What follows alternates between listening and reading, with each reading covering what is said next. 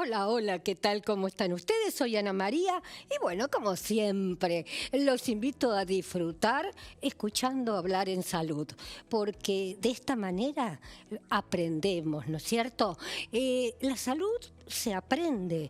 Si estamos en casa tenemos que saber qué alimento le vamos a dar a nuestros chicos. Sabemos que los tiempos que corren no hay mucho para elegir, pero lo más sano posible. Dejemos las gaseosas, dejemos tantos chocolates, comamos sano.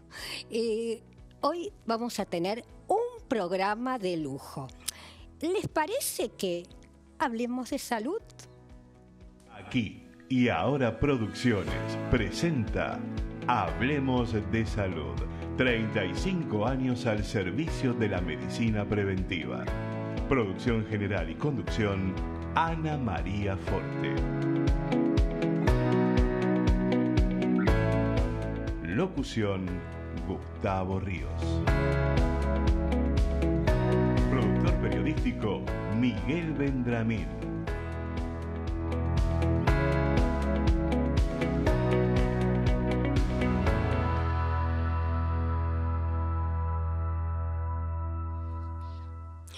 Hoy nos visitan el doctor Emilio Roldán.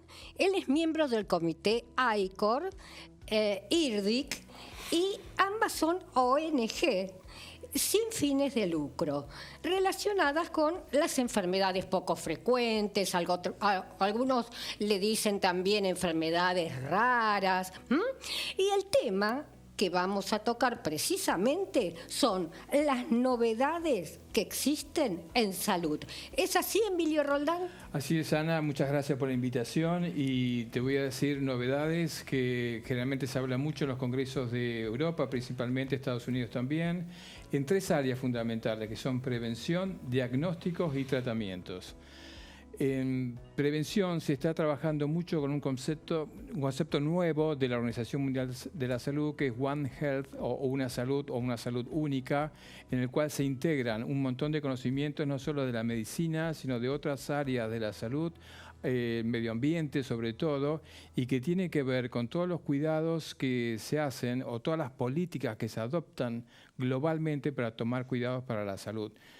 Y la novedad importante es que este año las enfermedades raras fueron incluidas en ese programa.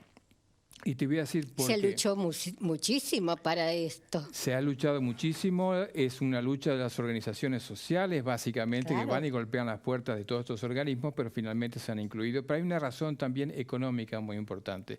Cuando se hace prevención a nivel ambiental, por ejemplo, las contaminaciones de ríos, de los agroquímicos, de las mineras, todo eso que son factores que asociados hacen que se expresen más enfermedades o sean más severas, todas las enfermedades comunes y raras, pero tiene un impacto económico llamativamente muy grande con las enfermedades raras.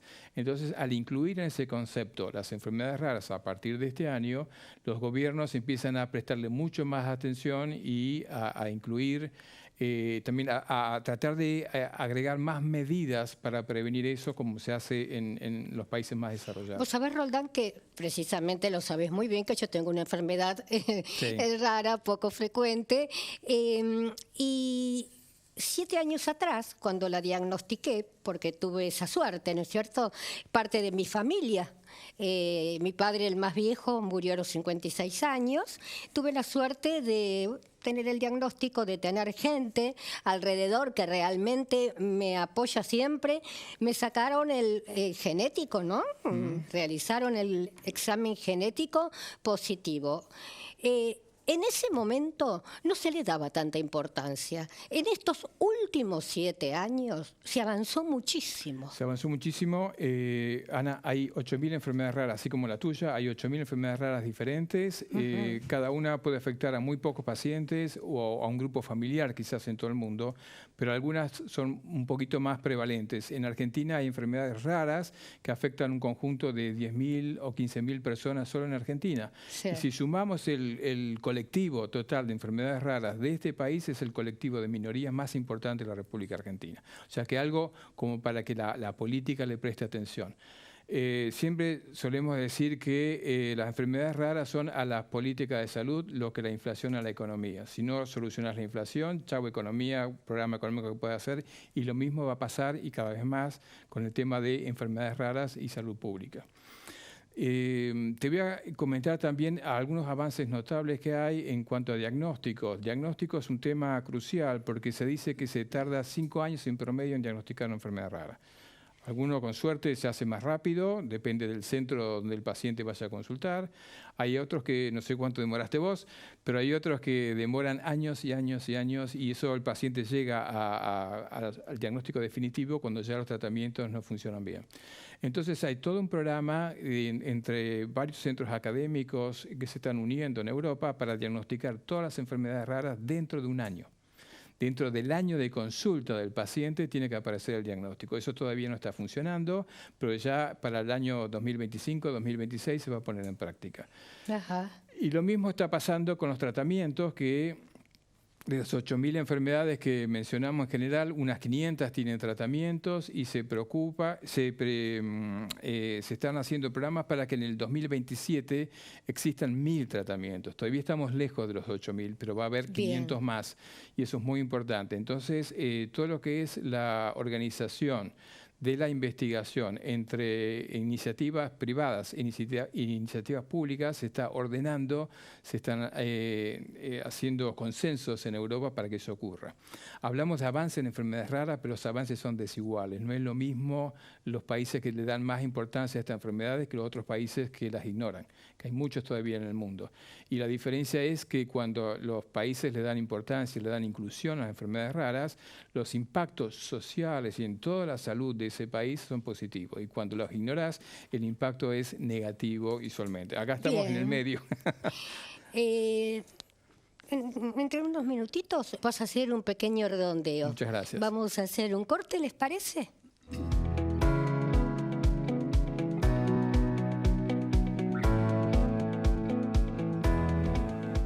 Y ya estamos con otro gran amigo, el doctor Raúl Matera, neurocirujano, especialista en ozonoterapia. El tema, esclerosis amiotrófica. Es más conocida con el nombre de ELA, ¿no es cierto? Muy buenas tardes. ¿Cómo estás, Ana? Un gusto estar con vos, como siempre. Bien, bien. No podemos decir, porque no queda muy lindo la palabra moda, pero por suerte se está hablando porque una figura política sufre ELA, ¿no es cierto? Sí, justamente, Bullrich. Sí, esclerosis lateral amiotrófica, ese es el nombre de la enfermedad. Perfecto. Sí. Y bueno, eso podría encuadrarse dentro de las enfermedades raras también, porque la presidencia es bajísima. Es 1 o 2 pacientes cada 100.000. Ajá. Así que realmente es una enfermedad muy poco frecuente. Por suerte. Vos dijiste mielosis, ¿no es cierto? ¿Cómo dijiste? Esclerosis lateral. Lateral. Esclerosis lateral amiotrófica. ¿Te vas a explicar qué es? Sí, tiene relación el nombre con la lesión de las neuronas motoras. Ajá. Porque es una enfermedad que fundamentalmente ataca a la neurona motora de todo el cuerpo, tanto superiores como inferiores. Y fue descrita por primera vez por Charcot en el año 1861. Uh-huh. Y es una enfermedad que comienza entre los 40 y 60 años más o menos, comienza a aparecer los primeros síntomas. En general comienzan con fasciculaciones en los músculos, porque lo que se va atrofiando precisamente son los músculos y va perdiendo musculatura y movilidad el paciente. Cuando toma la parte vulvar, que es el centro, la parte más baja del tronco cerebral, ahí tienen otros síntomas muy jorobados que son precisamente la disartria o el trastorno para deglutir o la cialorrea permanente. Esos pacientes tienen una calidad de vida muy mala cuando llegan a ese nivel. Quiere decir que todos los pacientes no tienen los mismos síntomas ni de pronto el mismo deterioro, ¿no? No, tienen diferentes formas clínicas, es cierto. Solamente un 5% tiene un componente genético, que es una alteración del cromosoma P, Q, 21Q y 22Q. Es el único, pero todo lo demás no tiene nada que ver con la genética. En realidad se piensa de que es una enfermedad generada por algún producto químico, porque hay bolsones en el mundo de gran prevalencia de la enfermedad, como puede ser en la isla de Ki, en Japón, en Nueva Guinea, en la isla de Guam. Sí. En la isla de Guam se encontró que había una cantidad enorme, 100% más que en cualquier otro lado. Quiere decir que no es una enfermedad hereditaria. Solamente un 5%. Ah. Y ahí se estudió bastante en la isla de Guam el tema, y lo que ocurrió fue que cuando la isla fue invadida por los americanos, resulta que cambiaron los hábitos alimenticios. Ajá. ¿Por qué? Porque los indígenas que vivían ahí consumían una palmera o una pseudo palmera y con eso hacían el pan, hacían harina, hacían el pan. Eso se creyó que podía ser la causa del problema, porque cuando vinieron los americanos y tomaron la isla, cambiaron los hábitos de alimento y el pan también cambió. Claro. Y disminuyó muchísimo la cantidad de pacientes. Así que siempre se sigue pensando de que hay algún producto químico o alguna sustancia que es la que pone en marcha todo un mecanismo que probablemente termine siendo genético, ¿no? Saber que yo de pronto, ¿no es cierto?, uno sin saber demasiado imagina, pensé que algún pez también podría ser. No sé, no pescado leí que tuviera. que transmita, ¿no? Sí, que lo pueda transmitir. Sí. Es muy probable y se cree que es un tema químico, ¿no? Un producto que entra en el organismo y que con el correr del tiempo produce alteraciones genéticas. Claro. Se piensa que es eso, ¿no? La cuestión es que el paciente va empeorando progresivamente y tiene una sobrevida entre 2 a 4 años, 5 años. ¿Y esto se desarrolla en qué edad? Porque yo no escuché niños con ELA. No. Entre los 40 y los 70 años es la época en que aparecen los primeros síntomas, que son las fasciculaciones. Y luego se van agregando las atrofias musculares en forma progresiva. Hay que hacer diagnósticos diferenciales. Ojo que... Ahora, el diagnóstico precoz debe ser importante. Sí, por eso hay que estudiarlo al paciente. Por ejemplo, los tumores medulares en la región cervical te pueden dar un cuadro bastante parecido. O, por ejemplo, una vitaminosis B12. O, por ejemplo, la intoxicación con plomo. Son cosas que pueden dar cuadros muy similares. Sí. También hay una neuropatía motora multifactorial que es exactamente igual, pero tiene una diferencia importante, que es curable, porque es una enfermedad inmunológica y tratada con inmunoglobulinas los pacientes salen adelante. Bien. Por eso es muy importante que se lo estudie a fondo. Que se lo estudie, exactamente. Si al final lo que falta lo vas a agregar, ¿te parece? ¿Cómo no? Bien, vamos a un pequeño corte y luego continuamos.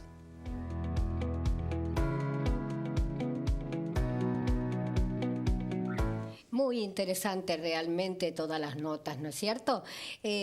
Profesionales que conozco hace muchísimos años, muy buenos profesionales y seres humanos. Y también nos visita, tenemos esa suerte de tener al doctor Federico Bianchi. El doctor Bianchi es ginecólogo y oncólogo. El tema es un tema muy común, que trae muchos disturbios muchas veces entre las parejas, ya se van a enterar, es el HPV. ¿Puede el HPV realmente traer un cáncer? ¿Qué tal, Claudio? ¿Cómo estás? ¿Cómo estás, Ana María? Gracias de nuevo por la invitación. Un gusto tenerlo, estamos entre amigos y estamos aprendiendo todos, ¿no es cierto? Yo decía que de pronto, ahora se sabe más, pero en un comienzo, 15 años atrás, más o menos, decía la culpa es tuya, la culpa es mía, ¿no? ¿Cómo te contagiaste? Si fue en la pileta, si, en en natatorios, etcétera. El virus de VPH es un virus ADN, ¿sí? Que es un virus de transmisión sexual. Pero no es puramente transmisión sexual. Es contacto piel con piel, mucosa con piel. Y la manera de transmisión es genital-genital, la más frecuente, oral-genital y mano-genital. Es decir, que puede haber casos infrecuentes que la transmisión no sea por contacto sexual. Y uno como médico no es el responsable de generar un incordio en si hubo o no una infidelidad o no. Y desde que uno se contagia el HPV y genera, o el VPH, un cáncer de cuello uterino, pueden pasar de 10 hasta 20 años. Es decir, puede ser que esa pareja la tenga hace 2 años, hace 10 años, y que haya iniciado relaciones sexuales hace 30 años y se haya contagiado. Es decir, el virus de HPV entre el 70 al 90% a los 2 años uno no lo tiene más. Y el 80 al 85% de la población sexualmente activa tiene y va a tener. Y generalmente los que tenemos HPV, digo tenemos porque el 80-85 es raro que no lo tengamos, lo tiene y es asintomático y subclínico. Es decir, no podemos decir cuál es la incidencia o la prevalencia del VPH.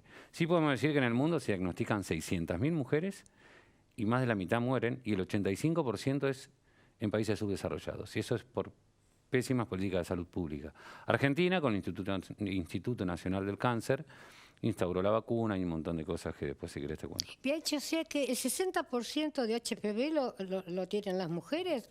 ¿Son más propensas? No te entendí bien. No, el 80% de la población sexualmente activa, hombres y mujeres. Tanto puede estar, como dije antes, oral genital, mano genital, genital genital, en el pene, en la vagina, en el ano, en el cuello del útero. El cuello del útero tiene una característica que tiene un tejido inmaduro, y como todo virus, afecta a lo inmaduro.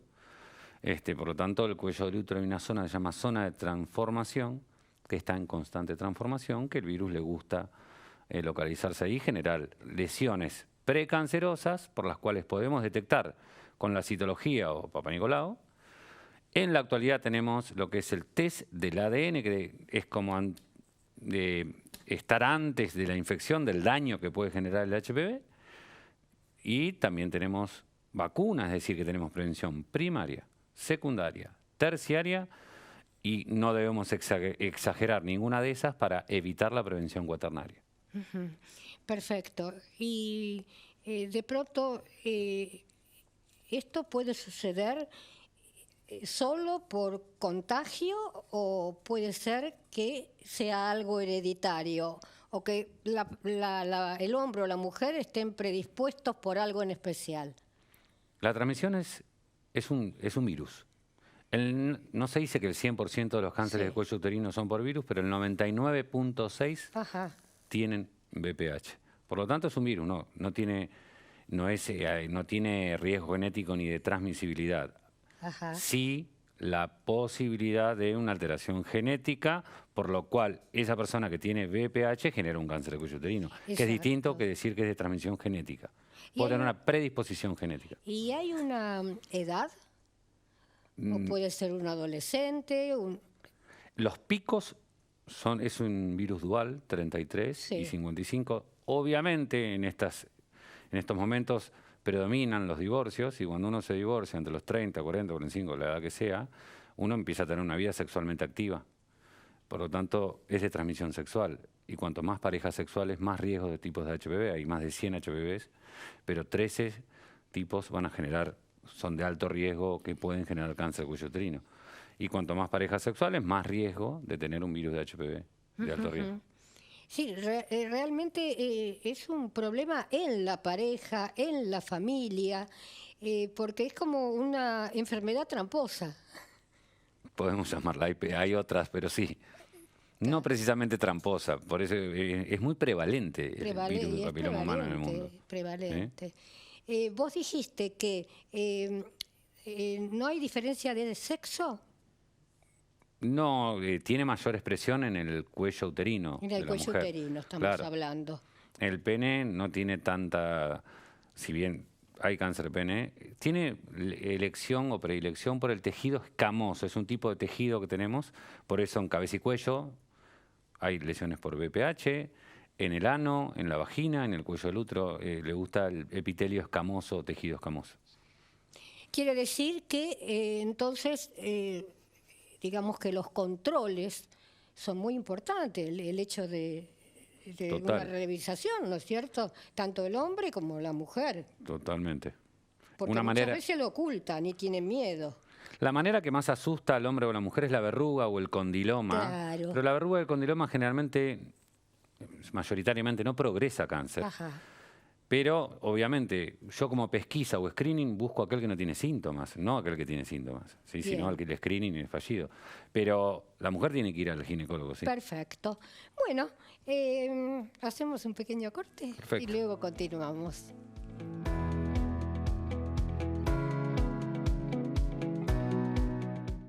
Bueno, el programa estupendo, prácticamente tenemos unos minutitos como para que digan si tienen algo que agregar a la nota. Roldán. Sí, recordar que las enfermedades raras son 8.000 y en su conjunto afectan hasta el 5% de la población. Estamos hablando de más de 2 millones de personas nada más que en Argentina. Algunos tratamientos son muy caros, entonces es importante prevenir, organizar la prevención y organizar el diagnóstico temprano. Y por último, para los tratamientos que falta, ponerse de acuerdo entre instituciones públicas y privadas de cómo se organiza ese tipo de investigación. Eso se hace mediante una ley e incentivos. Bárbaro. Es lo que hace falta. Gracias. Genial. Ya lo vamos a agrandar en el otro medio que tenemos, porque saben ustedes, nosotros también estamos en AM 1220 Ecomedios los días martes a las 13 horas y los esperamos. Bien, Bianchi. Nada, para manera de recordatorio, saber que el el VPH es de transmisión sexual y que tanto nenes como nenas a los 11 años, en el 2008... Harald Surhausen fue premiado con el premio Nobel por el descubrimiento de la vacuna justamente. Ajá. Así que vacunarse en los niños y las niñas a los 11 años con 2 dosis. Sí. En la actualidad disponemos de 3 vacunas y es clave la vacunación. Y incluso en las que están vacunadas tienen que hacer la consulta con la ginecóloga para hacer el Papá Nicolau o la citología. Genial. ¿Qué podemos agregar, Matera? Yo te voy a contar una historia. Muy cortita. Muy cortita. No, hace muchos años de esto, a una amiga mía le diagnostican ELA, porque tenía fasciculaciones. Y vino a verme y me preguntó, ¿qué voy a hacer? Y dije, hacerte una resonancia magnética de columna. No me la pidieron. Le hice la resonancia magnética y tenía un tumor acá. Upa. Y bueno, se operó, se sacó el tumor y no era un ELA. Bien, bien. Por eso digo, es muy importante estudiar los pacientes. Totalmente, totalmente. O sea, sabemos perfectamente que la mirada del médico, la conciencia, ¿no es cierto? El diagnóstico precoz es lo más importante. Para eso hay que ir al médico. Bueno, creo que ya no tengo más que hacer que despedirme. Desde ya los espero la próxima semana en este mismo horario. Chau, chau.